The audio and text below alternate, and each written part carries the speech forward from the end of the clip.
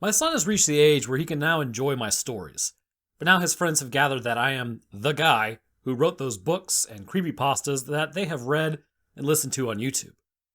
Sometimes when they are over at the house, we'll sit around a bonfire in the backyard and share stories. Each time we do, it never fails that someone asks, "Yeah, but do you have any true stories?" True? Are you insinuating that my stories aren't true? Well, for the most part, they're not. There are a few that are mostly true or based on true events, but I recently remembered one that is entirely true and still gives me shivers. Let me digress a bit and properly set the background. There are 3 types of campers. The first are the glampers, who drive around in their $200,000 motorhomes with king-size beds, satellite TV, internet access, and more televisions than are in my entire house. There are the campers who rent lots of campgrounds or state parks and sleep on the ground in tents, telling themselves that unlike the glampers, they're really roughing it. And that leaves the Stone Agers. My friends and I fall in that last category. Our idea of camping was to drive out into the wilderness, pull off on the side of the road, stuff as much as we could in our backpacks, and take off on foot up into the mountains. Give me a sleeping bag, a gun, a bottle of cheap whiskey, and a can of beans, and I'm set for the weekend. That's how me and my friends spent most of our summer weekends in our younger years. Growing up in Cleveland, Ohio, the nearest place that we could actually find actual wilderness included a 4-hour drive to the foothills of the Appalachians and the Allegheny National Forest. We would hit I-90 right after work on Friday, drive east along the Great Lakes until we reached the outskirts of the forest, then plunge south into its heart. Our destination was the little town of Red House near the Seneca Nation Indian Reservation. It was a long, boring drive, especially after a hard day's work, but our excitement would begin to grow as we spotted the first familiar landmark. Driving along the Allegheny River Highway, it was impossible to miss the Kinzua Dam. Built for flood control and used to generate hydroelectric power, this 180-foot high concrete structure was massive and visible from miles away. It was, and still is, the largest dam east of the Mississippi River. Passing the dam, we would go over a long bridge that crossed the man-made Allegheny Reservoir that had come to be known as Lake Perfidy, an interesting and fitting name, as you will soon find out. Red House was not far beyond that. On this particular occasion, our party consisted of myself and 2 friends, Mike and Rob. We reached an abandoned gas station, our base camp, shortly after 9 o'clock. As usual, we packed our things and began climbing into the Appalachian foothills. We were in a hurry to get to our favorite spot as soon as possible.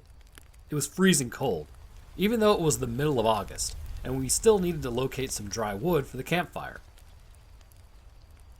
Finding cut logs and kindling was never a problem, as that part of the forest underwent a constant process of selective logging. Trees were thinned out rather than clear-cut, allowing the logging companies to get their take while leaving a sustainable forest to repair itself. There was always some waste left over, and as soon as we dropped our packs and sleeping rolls, we went off hunting for chunks of wood. Another advantage of having the logging companies kind of working out there was the network of primitive logging roads that they left behind. Narrow, flat, and paved with pressed sawdust and wood chips. The roads made great trails to follow. Theoretically, we could have used them to drive further up the mountain, but a ranger had long ago warned us that they were dangerous. They twisted and turned without warning, were sometimes blocked by fallen trees, and if the weather was wet, they tended to slide out from underneath your vehicle, potentially leaving you hanging from a mountain ledge.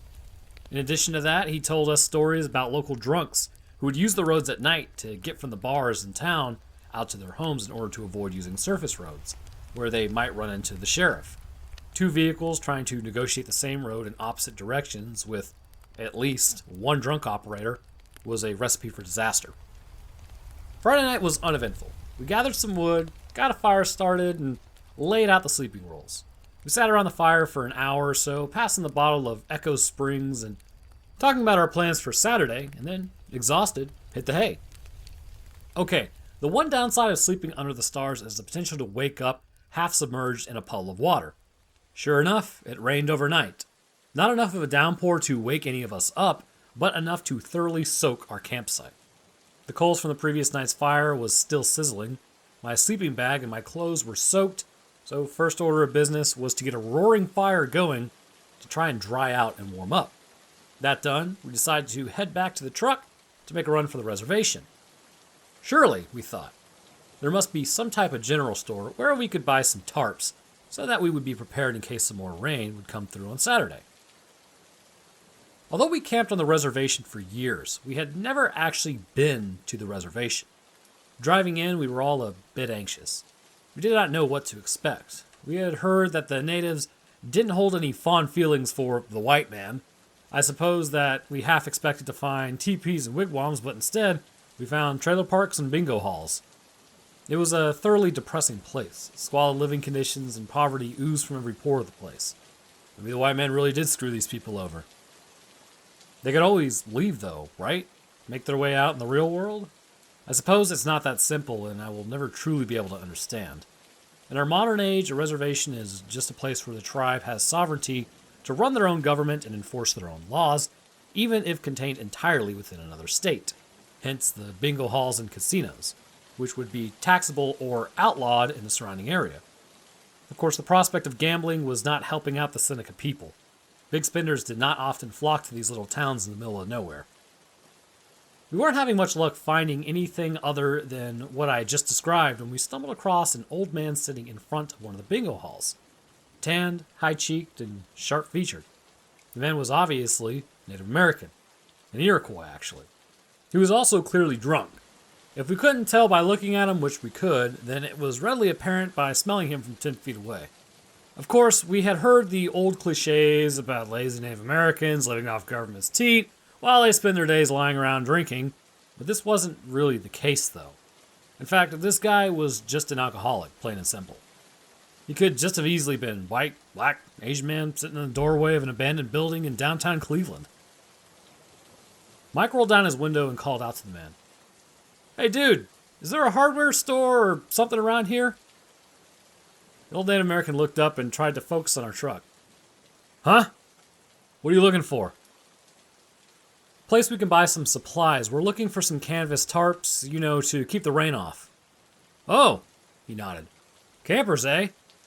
If I were you, I would count my blessings and just go home." "Not an option, man." "Let me think then." We parked and got out of the truck. You could almost see the gears grinding away in this guy's head. "Nope," he finally said. "Can't help you. But you should really leave. Full moon tonight." "We're not the superstitious type, man." "Not superstition," the Native American said, shaking his head vigorously. "Fact. It is very dangerous for you to be here. Onekahokwe comes. If not tonight, then tomorrow for sure." "Ani what?" "Onekahokwe." Sounded it out as Onekahokwe. The waterman.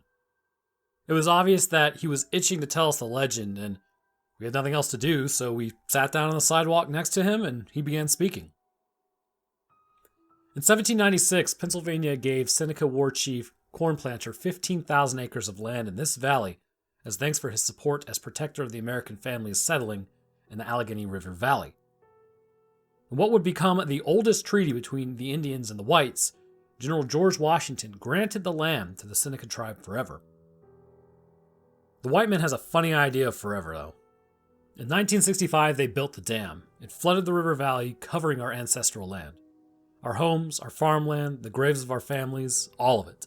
Hundreds of feet below water. Our tribal leaders begged the government to stop the building of the dam, but in 1960, the President of the United States broke the longest-standing treaty with Native Americans that ever existed. They claim to have relocated our burial grounds further up the hillside, but we do not believe them. Many of the graves remained, including that of Chief Cornplanter himself. The Seneca people still consider it a vile act of desecration. The whites simply refer to the man-made lake as Allegheny Reservoir, but to the Seneca, it has always been called Lake Perfidy, a reminder of the treachery and the deceit visited upon us by the U.S. government. Rob raised his eyebrows. "So where does Aquaman play into all this?" "Dude," I interjected, "have some respect. Can't you see that he's serious?" The old Native American raised his hands, as if in surrender. No, he's right to ask. That is the only way to understand. He turned to face Rob. The park rangers tried to keep it secret, but divers inspecting the dam encountered a terrifying creature. It was ugly, fierce, and so threatening that they will only dive in cages now. We believe this was Onekahokwe. He protects the ancestors' remains from being despoiled even more than they already have. That's just a rumor though, right? I didn't know Rob was making a statement or asking a question. No, it's the truth. I'll admit that the hairs on the back of my neck were raised, but I still felt relieved. Well, even if it was, it won't be a problem for us. We don't plan on doing any swimming. Doesn't matter. The old Native American shook his head. When there is a full moon, Onekahokwe walks on land. He comes for his sacrifice and to be worshipped. It would be best if you did not meet him. Walks on land, eh? Rob slapped his knee and stood up. Well, I think we're done here. Thanks for the story, man. I think we'll take our chances, though. We all laughed nervously and left the Native American to go back to his bottle that he had been hiding behind his back. We never did find any tarps, but not surprisingly, the old man was able to direct us to a duty-free liquor store where we could replenish our supply of whiskey. While we had no trouble believing the Native American story about how the government reneged on the land treaty, we drew the line at the story of the Fishman. Our interest having been piqued, though, we took a ride up to the dam to see if the visitor center was open, figuring that we might be able to find some brochures or some other sources of information about the Kinzua's history. We lucked out, and despite the previous night's rain, the gate to the causeway over the dam was open. We were able to walk out to the small blockhouse at the end of the spillway. There was a park ranger there, and we started to shoot the shit with him, telling him about the old Native American and his story. The officer assured us that the divers from the Army Corps of Engineers did not use cages and have never spotted any fish creatures. He said that they had run into some very large catfish and muskies. The muskie grew up to about 8 feet long and had some pretty wicked teeth, but they stayed away from divers and were not enough of a danger to warrant using a diving cage. He also told us that, unfortunately, what the old Native American said about the U.S. government screwing them over was entirely true, right down to the tidbit about it still being some graves that never got relocated. The ranger excused himself for a minute and then returned holding a pair of binoculars. One by one, he directed our attention to areas where we could catch a glimpse of the remains of the town of Corridon breaking the water's surface. A church steeple, the roofline of an old building, and some brush, the latter of which he said were the tops of trees. If you were to take a boat over to that area, you would be able to see the trees' entire canopies below the surface. More evidence of prior human settlement appeared during periods of drought. An entire submerged town, sort of like Atlantis. Creepy, but certainly nothing as hair-raising as Fishman. Having spent the morning listening to the old legend about the valley that we had camped in numerous times before, we were happy to see the overcast sky was clearing. Perhaps we didn't need any tarps at all. We returned to camp and we spent the afternoon and early evening hiking in the mountains, making a side trip to bring some more logs back to the fire, which we then set around the fire to dry out so that we could use them later that night. After dinner, we washed up our kits in a small creek and set to drinking. Once thoroughly drunk, we pulled out our guns for some target practice. Alcohol and guns. A logical combination, right? Fortunately for us, there were never any problems. After a while, we had settled down and we were sitting by the fire, waxing nostalgic about previous trips and making plans for future weekends, when we heard an engine revving up nearby. We were about 100 yards into the woods off the nearest logging road, yet we could see headlights glimmering through the thick forest. Before we had time to realize what was going on, the headlights were speeding past us. The sound of the engine was louder and we could hear the vehicle's tires skidding on the wet sawdust road. Within seconds, the taillights winked out as it turned a corner. Eyes wide, Rob exclaimed, "Must be one of the locals heading home from the bars." Yeah, but Jesus, he was moving too fast for even dry roads. "I'm sure he's just an old pro," I said. "Anyway, no skin off our noses." And so, we went back to our business of drinking and bullshitting, growing tired and lying back on our still squishy sleeping bags, after what was probably about another half hour.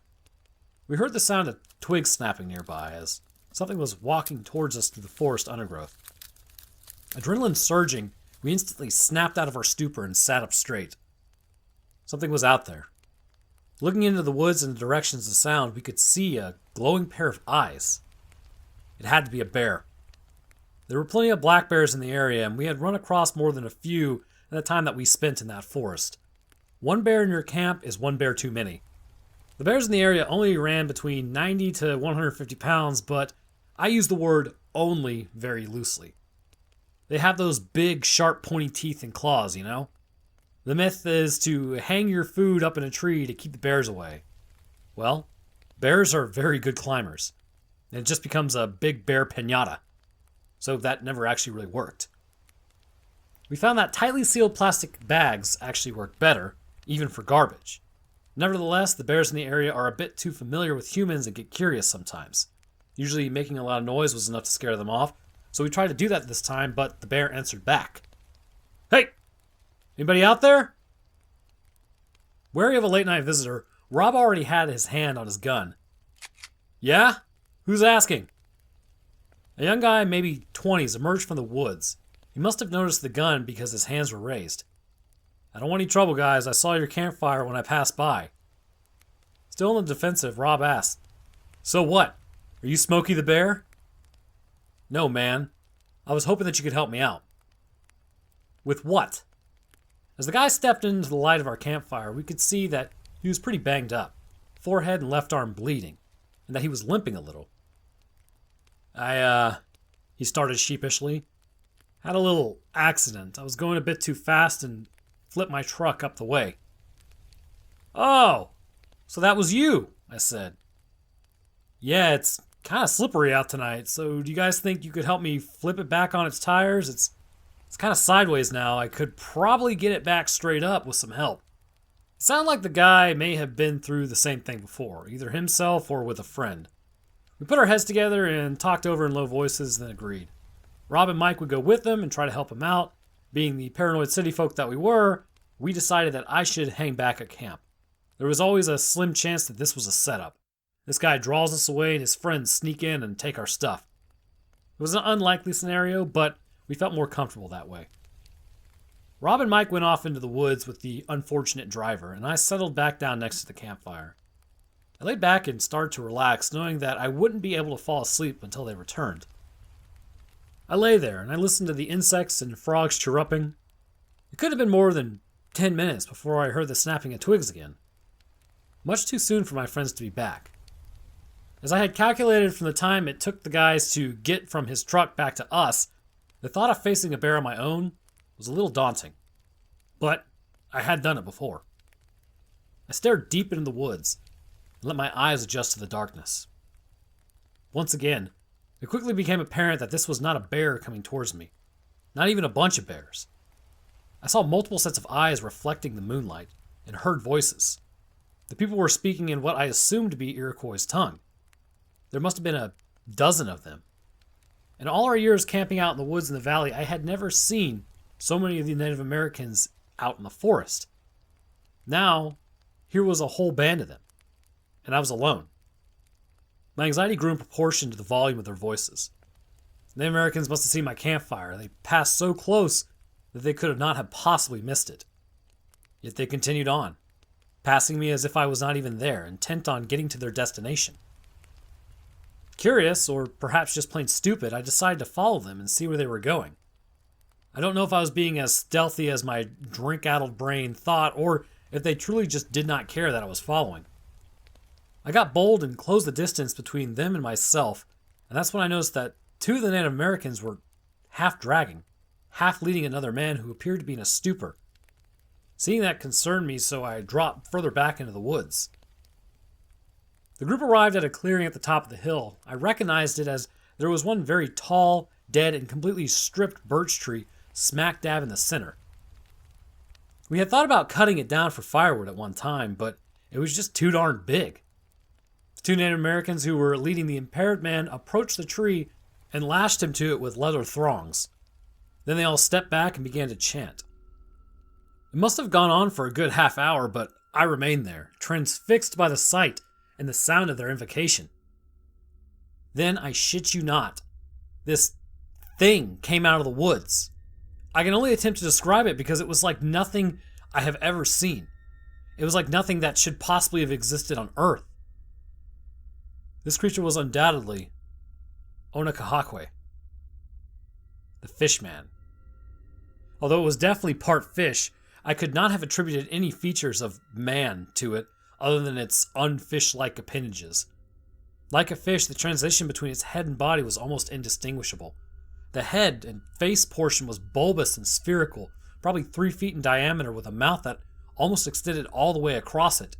It had 2 bulging, opaque eyes and a fin running down its spine, sort of like the dorsal fin on a marlin, only bigger. It was scaly too, and it smelled funny. Not fishy, just funny. Unlike a fish, though, this creature had long arms that hung from just below its head to the ground. It had 2 stumpy legs. All of its legs ended in flat, webbed, paddled appendages that appeared to have finger-like bone structures supporting them. Each finger or toe was tipped with a sharp barb.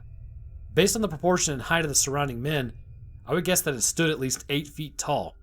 It was obvious that the Native Americans had expected the monster to appear, but they still seemed startled and afraid. They quickly scattered and fled into the woods, leaving behind the poor man that they had tied to the tree. He seemed to snap out of his trance at the sight of the Fishman and open his mouth to silently scream.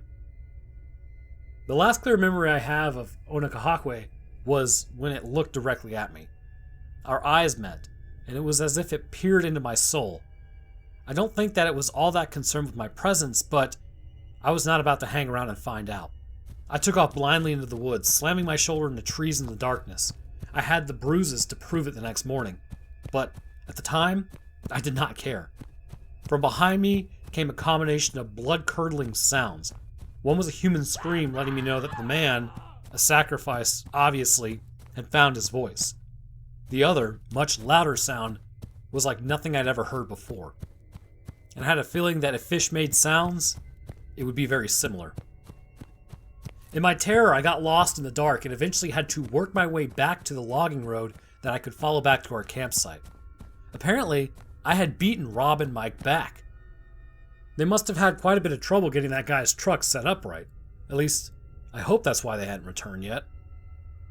I finished off the dregs of the bottle of Echo Springs and then dug into Rob's backpack looking for more.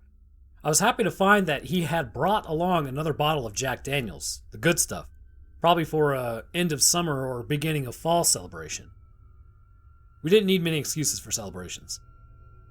I felt bad for opening it without the others there, but I needed another drink. The drink ended up being half the bottle. I wondered what I would tell the guys. They would think that I was crazy or making the whole thing up. The decision had to wait until morning, though, as I passed out before they returned. I was too hungover and befuddled to say anything the next morning, and I realized that more time that passed, the more my credibility would suffer. In the end, I never did end up telling Rob and Mike anything about what happened. In fact, after a while, I even began to doubt myself. Maybe it was all just a bad dream inspired by the old Native American story and fueled by whiskey and too many baked beans. These days, I like to tell myself it was. Nevertheless, that was my last trip to Kinzua.